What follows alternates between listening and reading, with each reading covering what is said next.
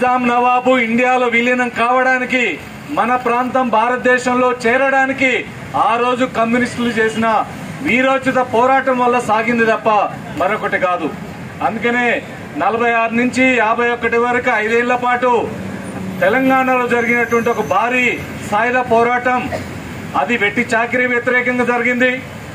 తెలంగాణ ప్రాంతంలో భూముల పంపిణీ కోసం జరిగింది. మన మాతృభాష తెలుగును వాడుకోవడం కోసం జరిగింది. అదే రకంగా తెలంగాణలో రజాకార్ల, నిజాం పోలీసుల అరాచకాలకు వ్యతిరేకంగా పోరాటం సాగింది.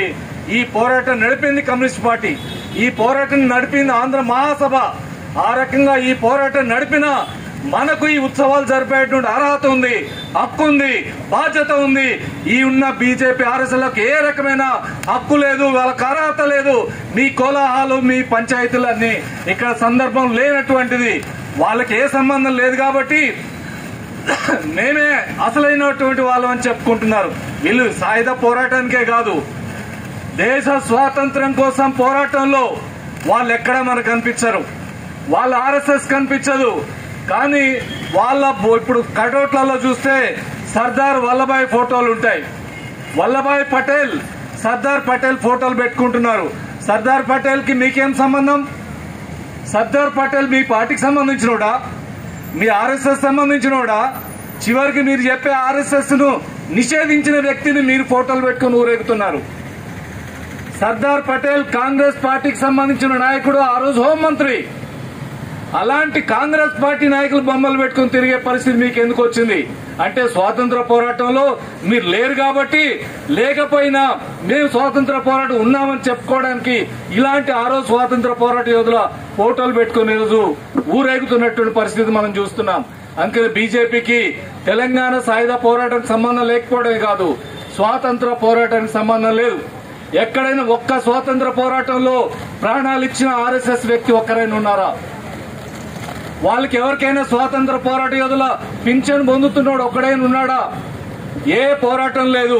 కానీ లేదని చెప్పుకుంటే బాగుండదని ఆ రోజున్న వాళ్ళ ఫోటోలు పెట్టుకుని ఆ నాయకుల్ని పొగుడుతూ వాళ్ళకు భారత రత్నాలు ఇస్తూ ఆ రకంగా మేము కూడా స్వాతంత్ర పోరాటంలో చెప్పుకునే ప్రయత్నం ఈరోజు బీజేపీ చేస్తుంది.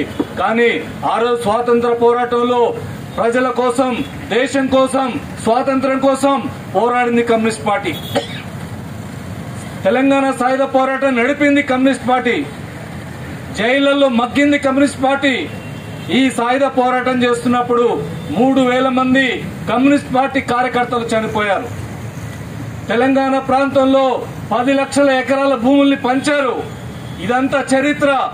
మన తెలంగాణలో ఏ జిల్లాలో, ఏ ఊరికెళ్ళినా ఆ ఊళ్ళల్లో అనేక మంది అమరవీరుల విగ్రహాలు కనిపిస్తాయి.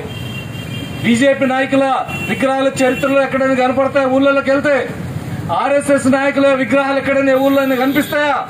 ఎక్కడ చూసినా పోరాట చరిత్ర అంతా కమ్యూనిస్ట్ పార్టీ చరిత్ర. ఆ రకమైన పోరాటాలు సాగించి నిజాం నవాబ్ని, రజాకార్లను ఓడించాం. ఆ రోజు జరిగిన పోరాటంలో ఎక్కడ ఒక మతమో ఒక కులమో కాదు, అందరినీ ఐక్యంగా ముందుకు నడిపినటువంటి పరిస్థితి మనకుంది. ఈరోజు పత్రికల్లో బీజేపీ నాయకులు రాస్తున్నారు, ఇది నిజాం నవాబు నుంచి విమోచన సాధించాం, రజాకార్ల మీద పోరాడి విజయం సాధించాం, ఇది విముక్తి పోరాటం అంటున్నారు.